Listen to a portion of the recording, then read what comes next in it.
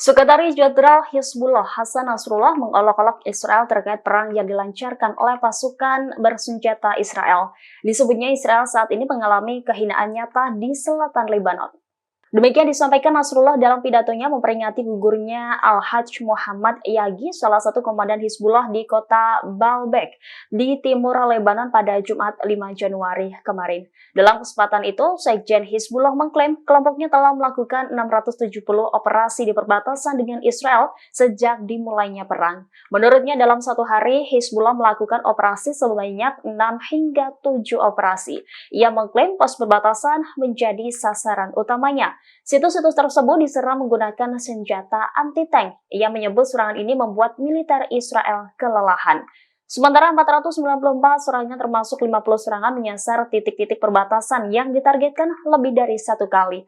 Organisasi tersebut juga menargetkan peralatan teknis dan intelijen di sepanjang perbatasan hingga hancur total.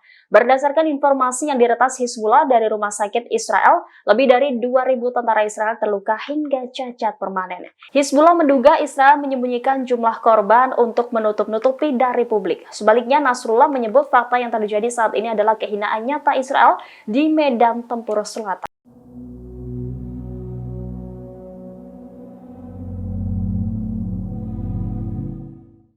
Militer Israel masih memburu 5 pemodal kelompok perlawanan Palestina Hamas. Bahkan, dalam upaya penangkapan sosok petinggi Hamas yang dianggap berpengaruh tersebut, sekutu utama Israel yakni Amerika Serikat sampai membuat sayembara berhadiah fantastis.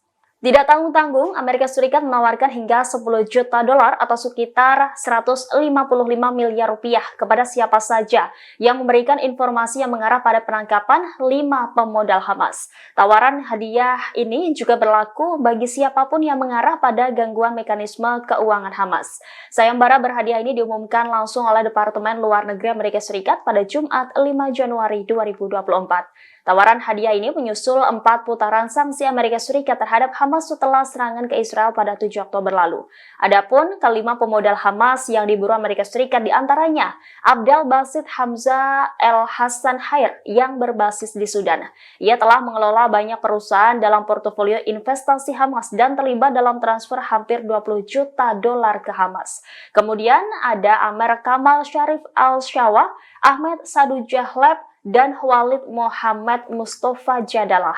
Ketiganya merupakan bagian dari jaringan investasi kelompok tersebut di Turki. Sementara pemodal Hamas kelima yang diburu Amerika Serikat dan Israel adalah Muhammad Ahmad Abd al-Daim Nasrullah. Nasrullah memiliki hubungan dekat dengan entitas Iran dan terlibat dalam transfer puluhan juta dolar ke Hamas, termasuk sayap militernya. Departemen Amerika Serikat menyebut bahwa ia berbasis di Qatar pada bulan Oktober. Kelima sosok tersebut sebelumnya telah ditetapkan sebagai teroris global oleh Amerika Serikat.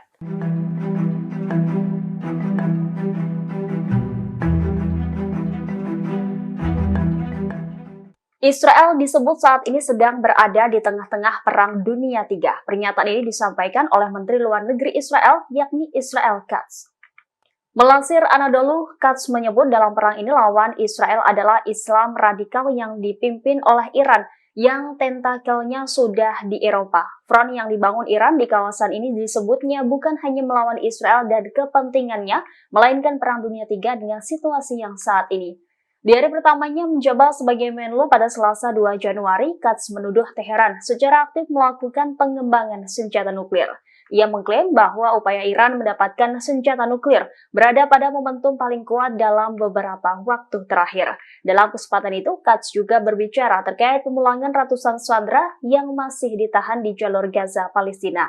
Sebagai informasi, Israel Katz adalah Menlu baru Israel. Ia menggantikan Eli Cohen yang kini menjabat sebagai Menteri Energi Israel. Katz sebelumnya pernah menjabat sebagai Menlu Israel pada 2019 hingga 2020.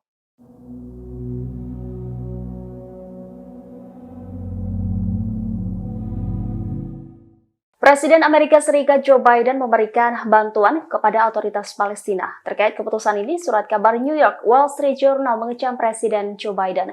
Surat kabar tersebut khawatir bantuan yang dikucurkan Amerika Serikat berakhir di tangan kelompok militan Hamas. The Wall Street Journal yang dikenal dengan sikap konservatifnya mengkritik Joe Biden dalam sebuah artikel yang diterbitkan pada Jumat 5 Januari 2024.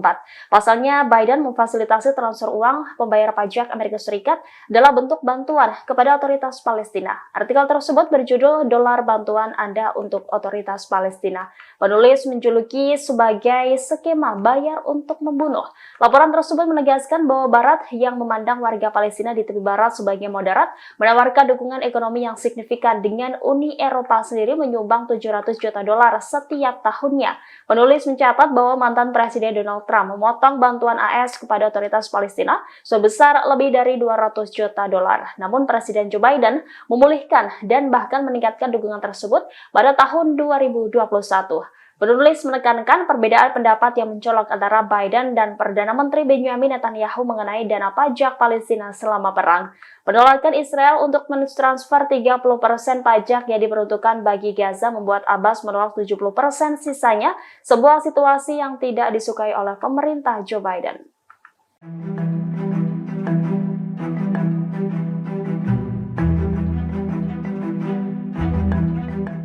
Pengadilan Turki resmi menangkap 15 orang setelah menahan 34 orang yang diduga berkaitan dengan mata-mata Israel Mossad dan menargetkan warga Palestina yang tinggal di Istanbul. Selain itu juga 8 orang lainnya dideportasi di wilayah tersebut. Turki tidak merinci nasib 11 orang lainnya yang awalnya ditahan tersebut. Hal ini disampaikan pihak berwenang Turki sebagaimana dilaporkan lembaga penyiaran negara TRT Haber pada Jumat 5 Januari. Sebelumnya, Turki memperingatkan Israel akan mengalami konsekuensi serius jika mereka mencoba memburu Hamas yang tinggal di luar wilayah Palestina, termasuk di Turki. Turki tidak seperti kebanyakan sekutu baratnya dan beberapa negara Arab, tidak mengklasifikasikan Hamas sebagai organisasi teroris. Sebelumnya diberitakan, polisi Turki menggelar operasi di 8 provinsi untuk menangkap para tersangka. Penggerebekan ini sebagai bagian dari penyelidikan yang dilakukan oleh Badan Intelijen MIT dan Biro Kontraterorisme Kejaksaan Istanbul. Menlu Israel menolak mengomentari penangkapan tersebut. Bulan lalu, Wall Street Journal melaporkan bahwa intelijen Israel berupaya membunuh para pemimpin Hamas di Timur Tengah, termasuk Turki. Beberapa hari kemudian, media Israel merilis rekaman ketua Shin Bet Ronald Bar yang mengatakan bahwa Israel bertekad untuk membunuh para pemimpin Hamas di setiap lokasi di dunia, termasuk Qatar, Turki, dan Lebanon.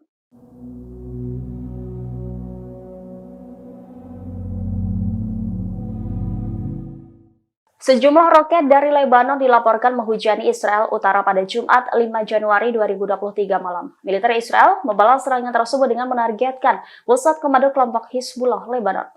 Dilaporkan sirine roket sempat terdengar di beberapa kota di Israel Utara yang dekat dengan perbatasan. MDA kemudian mengumumkan bahwa mereka belum dapat laporan mengenai jatuhnya roket atau korban. Sekitar 1 jam setelah alarm roket berbunyi, lebih banyak lagi alarm roket yang berbunyi di daerah tersebut. MDA dengan cepat menyatakan bahwa mereka tidak menerima laporan tentang serangan roket atau korban.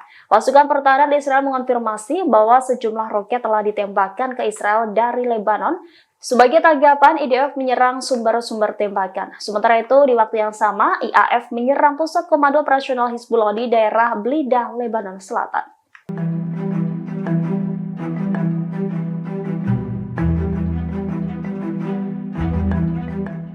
Petinggi kelompok militer Hamas Ismail Haniyah menyindir Amerika Serikat dengan berharap Menlo Antony Blinken sadar atas dukungan terhadap Israel. Pernyataan Haniyah ini muncul di tengah Amerika Serikat yang kian frustasi dengan perang Israel di jalur Gaza, Palestina.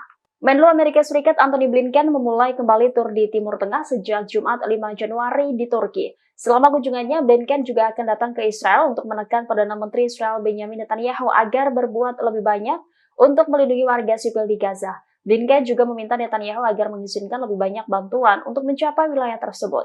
Selain itu, Blinken juga mengekang para menteri sayap kanan yang menyerukan pemukiman kembali massal warga Palestina. Menanggapi kunjungan itu, pemimpin Hamas mengatakan Washington harus fokus pada kesalahan yang dibuat dengan mendukung secara membabi buta Israel hingga mengakibatkan pembantaian dan kejahatan perang terbesar terhadap rakyat jalur Gaza. Menurutnya, Amerika Serikat juga telah dibohongi oleh rezim Zionis selama ini. Haniyah pun berharap Blinken dapat mengambil pelajaran dari 3 bulan terakhir ini. Download Tribun X sekarang, menghadirkan lokal menjadi Indonesia.